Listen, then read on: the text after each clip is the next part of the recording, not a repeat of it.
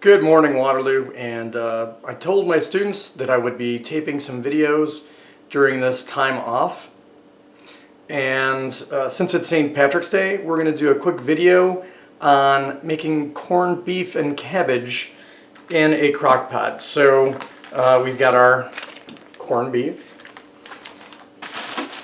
carrots, some potatoes that I'll need to peel, an onion, which I'll need to cut up, and cabbage that goes with the corned beef and cabbage. So as you know, it's St. Patrick's Day. For a lot of us, we were planning on voting today, but that's been pushed back to, I believe, June. So this gives us plenty of time to use a slow cooker and make our corned beef and cabbage. So the problem with my ingredients is I have too many.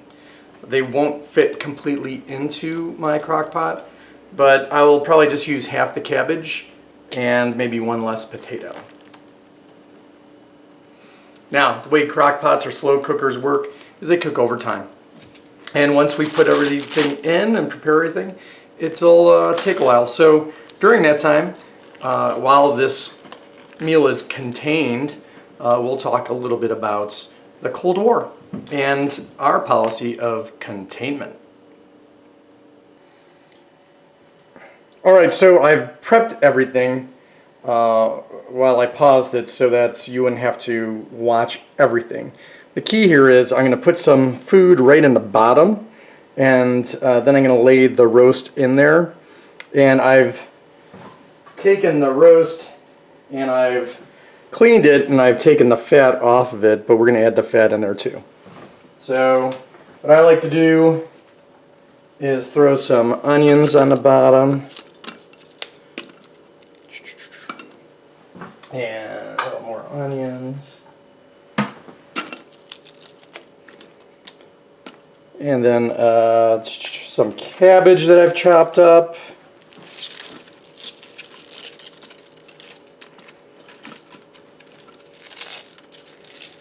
Right. Yum.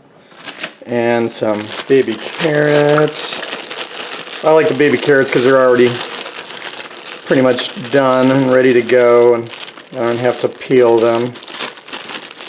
There you go, carrots. And some potatoes. These I've peeled and cubed already. So I've got a nice little bed there. Maybe some more potatoes. There we go. And now I'm going to take my roast and we're going to just set that on top like a little bed. How nice. And then we're going to put the remaining ingredients on top of that. Oh, don't forget though, it comes with a package of corned beef seasoning. So you want to spread that all over the top of it, because that's what gives it that really good corned beef taste. Yum.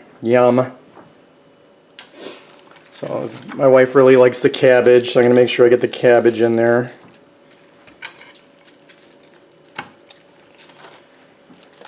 Yum.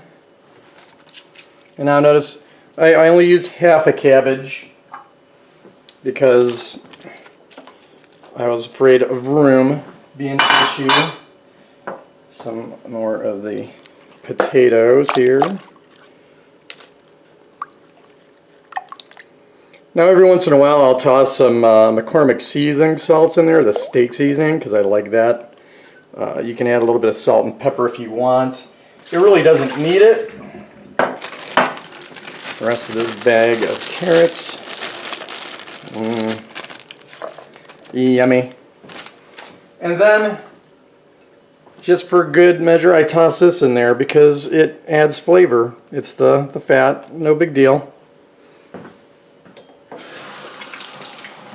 And then, let's see if I can find some McCormick seasoned salts really quick. My drawer over here. Montreal, yes. I'm a big fan of the Montreal seasoned salt, so there's garlic in there too. Just throw a little bit on top. And then we'll be adding some water to it. And then that's it. We'll cover it, turn it on low, and in about 6 to 8 hours, it should be ready to eat. Yum. Make sure, though, you put water, add water to it. Oops. There you go. And if you're not sure how much, you just check to make sure it's covering the corned beef. So anyway, we're talking about containment.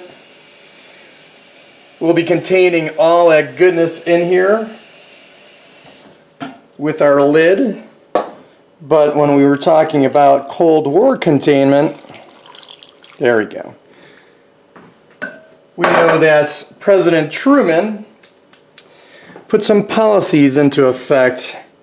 Now, I know that it's St. Patrick's Day and we're not talking about turkey, but the Truman Doctrine gave military aid to Greece and Turkey so that they could help fight off communist aggression. Alright, so we're going to plug this in. See how I did that? We had that whole little history lesson there. Now remember, we're talking about containment. So let's hit this. Select. Oh yeah. Let's go 8 hours. And then we'll talk a little bit more about containment. So as I was saying, for containment, we're looking at Truman creating the Truman Doctrine to assist with Greece and Turkey, greasy Turkey. And then the year later, in 1948, you have the Marshall Plan, which gives economic aid to Western European countries and Western Germany. Now, when we look at containment, remember, we're looking at the Truman administration stopping the spread of communism, not necessarily eradicating communism. There are instances like in 1968 where Czechoslovakia was in rebellion and was brutally put down by the Soviets, where we didn't intervene at all. So that's it for today. Remember, what I like to say is we try to learn 3 things a day. So I think we talked about containments, we talked a little bit about the Truman Doctrine and the Marshall Plan. And that's all I'm going to give you for today, as well as, you know, some basics on making corned beef and cabbage, obviously, since it's St. Patrick's Day. And being that it's St. Patrick's Day, you may have noticed that I've got my kilt on, a little bit of a Irish thing here going on for a parade that I'm not going to this year, but we could have our own parade, I think. So let's start off with one of my favorite songs. We will be doing our rendition of Shipping Off to Boston. Are you ready?